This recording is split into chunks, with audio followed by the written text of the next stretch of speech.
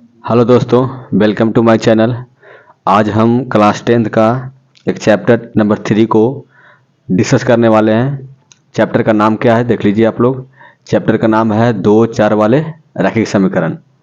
दो चर वाले रैखिक समीकरण,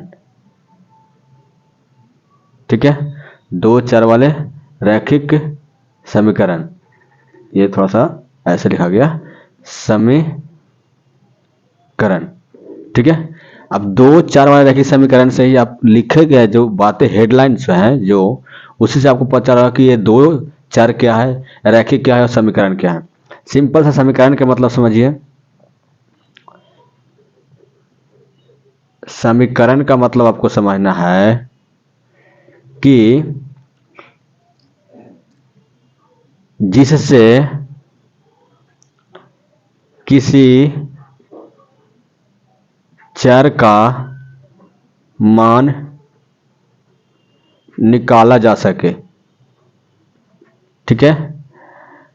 या फिर हम कुछ क्या करते हैं, सोल्व हल कर सकते हैं, सोल्व कर सकते हैं, ठीक है। दिए गए समीकरण के सहारे, दिए गए समीकरण के सहारे जिससे हम किसी का वैल्यू निकाल देते हैं, वो क्या कहलाता है, समीकरण। जैसे आप देखिए यहाँ पे 4x ये समीकरण है और 3x इक्वल टू वाई समीकरण है। तो यहाँ पे दोनों में से कौन कौन समीकरण होगा, थोड़ा सा ध्यान दीजिएगा। ये जो होगा ना 4x, ये समीकरण नहीं होगा, क्योंकि आप 4x से आप किसी भी एक समय में आप वैल्यू नहीं निकाल पा रहे हैं। एक्स का वैल्यू आप क्या मान कुछ निकाल पा रहे हैं आप, नहीं। सिर्फ ये लिखा गया चीज है कि 4x, मतलब ये एक्सप्रेस किया गया, क्या किया गया, एक्सप्रेस व्यक्त किया गया है। इसीलिए इसको बोलेंगे एक्सप्रेशन। क्या बोलेंगे इसको, एक्सप्रेशन। लेकिन जैसे ही आंसर है, यहाँ से x का वैल्यू आप आसानी से 4/3 कर दिया, तो ये क्या हो गया, इक्वेशन, जिसका हिंदी क्या होता है, समीकरण। तो समीकरण का मतलब समझ में आ गया। अब हम लोग बताएंगे, देखने जा रहे हैं कि ये समीकरण तो समझ में आ गया कि समीकरण ऐसा दिया रहेगा, लेकिन इसमें जो बातें हैं ना, वो मेन है चर का बातें। कितने चर रहेंगे एक समीकरण में, कितने चर हो सकते हैं। तो एक समीकरण में अनगिनत चर हो सकते हैं, लेकिन इसीलिए मैंने यहाँ पर नाम दे दिया दो चर, ठीक है। क्योंकि हम दो ही चर वाला पढ़ेंगे, क्योंकि समीकरण में बहुत सारे चर हो सकते हैं। जैसे मैं एक एग्जांपल देता हूँ, तो चर का मतलब क्या होता है, थोड़ा सा ये भी समझ लीजिए। तो चर का मतलब होता है जिससे का मान फिक्स नहीं हो, जिसका मान बदलते रहे समीकरण के अनुसार, दिए गए समीकरण के अनुसार उसका मान बदलते रहे, ठीक है। तो उसको क्या बोलते हैं, चर बोलते हैं। जैसे अगर दे दिया गया 3x प्लस 4 इजिकल टू 5 और इसी को दे देगा 3x प्लस 4 इजिकल टू 9, तो यहाँ पे x का वैल्यू कुछ और आएगा, यहाँ पे x का वैल्यू कुछ आएगा। तो ये दो समीकरण था, तो इस समीकरण के मुताबिक x का वैल्यू कुछ और आ रहा है और इस समीकरण के मुताबिक x का वैल्यू कुछ और आ रहा है, ठीक है। तो अब चर का ये आप समझ गए, चर का मतलब क्या होता है, जिसका मान बदलते रहे। अब आ गया दो चर। दो चर का मतलब होता है जिसमें दो चर मौजूद रहे, वैसा समीकरण जिसमें कितने चर मौजूद रहे, दो चर। जैसे कि हमने देखा 3x plus 4y 4 is equal to 9 देखा, तो इसमें कितना चर है, एक चर है। लेकिन अगर मैं अभी एग्जांपल दूं, तो वो देखिए 3x plus 4y is equal to 9, इसमें कितना चर है, एक x भी चर है, एक y भी चर है, ठीक है। तो यहाँ पे क्या होगा, ये एक है दो चर वाला, कितना है, दो चर वाला, ठीक है। ये दो चर वाला समीकरण है। लेकिन अब क्या बताया, अब आया रैखिक का बताया। तो रैखिक का मतलब जिसमें एक्स, जितने भी चर हैं, एक्स भी चर है, वाई भी चर है, तो उसका पावर। रैखिक का मतलब होता है, रैखिक का मतलब होता है दिए गए समीकरण में चर का मान सिर्फ एक हो। कितना हो, चर का मान सिर्फ एक हो। चर का मान नहीं, यहाँ पे चर का पावर बोल देते हैं। मान में आप थोड़ा सा कंफ्यूज कर जाएगा। चर का पावर, चर का पावर सिर्फ कितना हो, एक हो। चर का पावर अगर एक हो जाए तो क्या कर जाएगा, वो रैखिक। जैसे देखिए 3x² plus 4y is equal to 9, यहाँ पे x में भी y में है, लेकिन एक x का पावर 1 है, लेकिन एक x का पावर कितना है, 2 है, इसलिए रैखिक नहीं होगा, रैखिक नहीं होगा। लेकिन अगर बोले 3x plus Y is equal to 9, तो यहाँ देखिए x का पावर 1 है, x का पावर 1 है, y का पावर 1 है, तो दोनों का, दोनों चार जितना भी चार है सभी का पावर कितना 1 है। तो यहाँ से इम्प्लाई करेगा क्या होगा, ये रैखिक होगा। अब रैखिक के कितने चर हैं, 2 चर। तो अब इसी को बोलेंगे 2 चर वाले रैखिक समीकरण। ठीक है, अब इसका जनरल क्या होता है, तो जनरल थोड़ा समझ लीजिएगा। जो बुक में एनसीईआरटी किताब आप देख लीजिएगा, चैप्टर नंबर 3 खोल करके 2 चर वाले रैखिक समीकरण में जो लिखा हुआ रहेगा ना, जनरल फॉर्म वो आपका रहेगा ऐसा, a1x plus b1 y is equal to c1 और a2x plus b2 y is equal to c2। ऐसा लिखता है, 2 लिखता है हमेशा। 2 चर वाले रैखिक समीकरण में आप देखिएगा क्या कितना रहेगा, 2 लिखेगा। तो 2 क्यों लिखता है, 2 इसलिए लिखता है कि जितने चर रहेंगे उतने समीकरण दिए रहेंगे, तभी हम दोनों चर का वैल्यू निकाल सकते हैं, नहीं तो हम दोनों चर का वैल्यू नहीं निकाल सकते हैं। अगर ऐसा दे देता सिर्फ 3x plus 4y is equal to 9, तो आप x का वैल्यू तो आप निकाल सकते हैं कि x और ऐसे कर देंगे, 3x बराबर इधर ले जाकर के कर देंगे, लेकिन आप इससे y का वैल्यू भी नहीं निकाल सकते।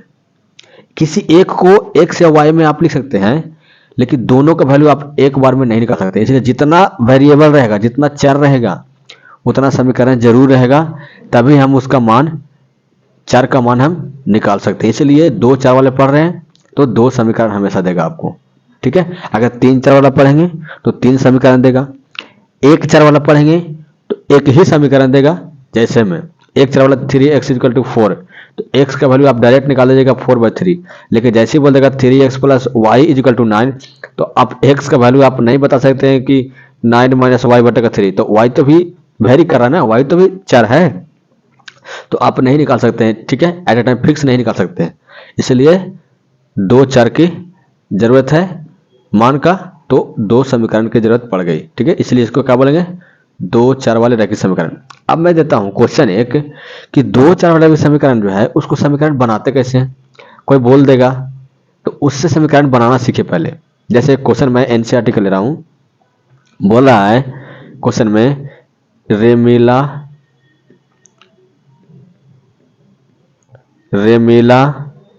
एक स्टेशनरी की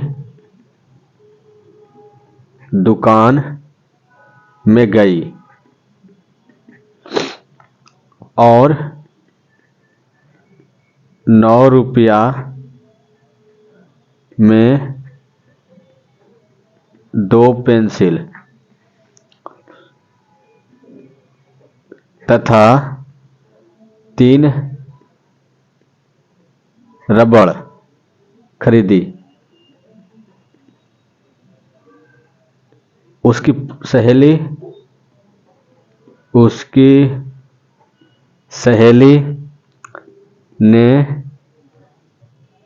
सहेली ने रेमीला के पास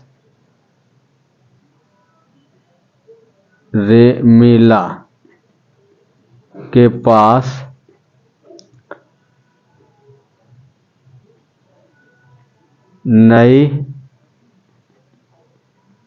तरह की पेंसिल और रबड़ देखी और उसने भी 18 रुपया में उसी तरह की 4 पेंसिल और 6 रबड़ खरीदी। तब उसका समीकरण बना है, समीकरण क्या होगा। ठीक है, यहां पे लैंग्वेज में दे दिया है, बोल करके बता रहा है कि आपके पास 4 रुपया है और चारों के चारों अठन्नी है, तो कितने सिक्का होंगे। ठीक है, तो आप क्या कीजिएगा, उसमें तो कुछ ना कुछ x मानिएगा, मल्टीप्लाई कीजिएगा, डिवाइड कीजिएगा, तब तो आएगा। तो उसी को x जो माइंड में कैलकुलेट करने के लिए जो आ रहा है माइंड में कि 4 गुने 1 से 4 रुपया है तो 50 पैसा के 58 होता है, तो मैंने कि 2 सिक्का होगा तो 1 रुपया होगा, तो 4 दूना 8 सिक्का होना चाहिए। तो क्या किया, जब 2 आए ना तो इसलिए 4x करके देंगे। ठीक है, यहाँ पे क्या मान लेते हैं, 4x इक्वल टू कितना, 8 रुपया। ठीक है, तो यहाँ पे जो बोला रेमिला एक स्टेशनरी दुकान में गया जो 9 रुपया में, और 9 रुपया में 2 पेंसिल तथा 3 रबड़, कितना रुपया में, मतलब मान लेते हैं कि पेंसिल यहाँ पे खरीद क्या कर रहा है, पेंसिल खरीद रही है और क्या खरीद रही है, रबड़। ये दो चीज खरीद रही है, पता नहीं है कि कितना कितना खरीद रही है। ठीक है, हमको पता है कि 2 रुपया के पेंसिल है और 5 रुपया के जो भी गिवन है, 2 रुपया के पेंसिल है और सॉरी 2 पेंसिल है और 3 रबड़ है।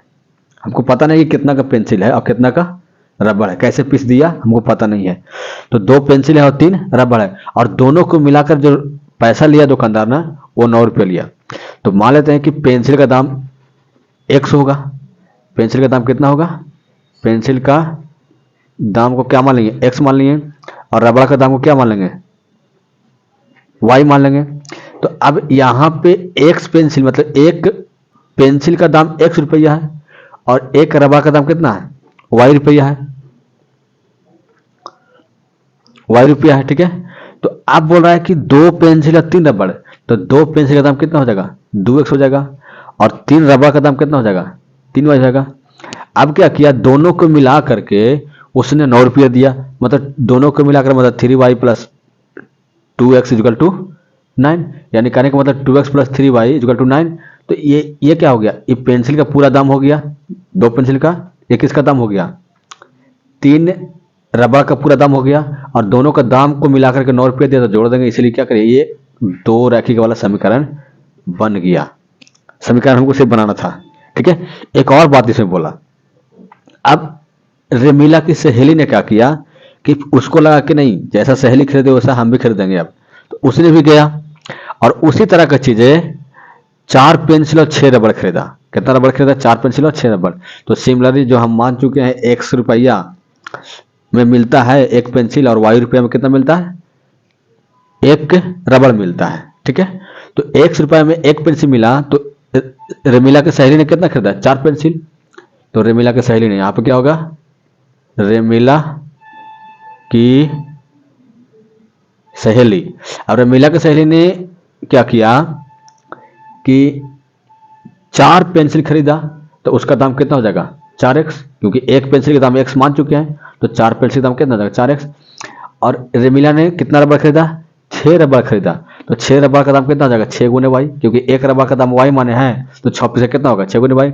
अब क्या कि इन्होंने क्या किया ना, रेमिला की सहेली ने, कि दोनों को मिलाकर के इन्होंने 18 रुपये दे दिया। कितना दिया, 18। तो इसका ये हो गया पेंसिल वाला दाम, ये हो गया रबड़ वाला दाम, दोनों को जोड़ देंगे तो क्या हो जाएगा, 18 रुपये पूरा दाम निकल जाएगा, क्योंकि उसके पास 18 रुपये था।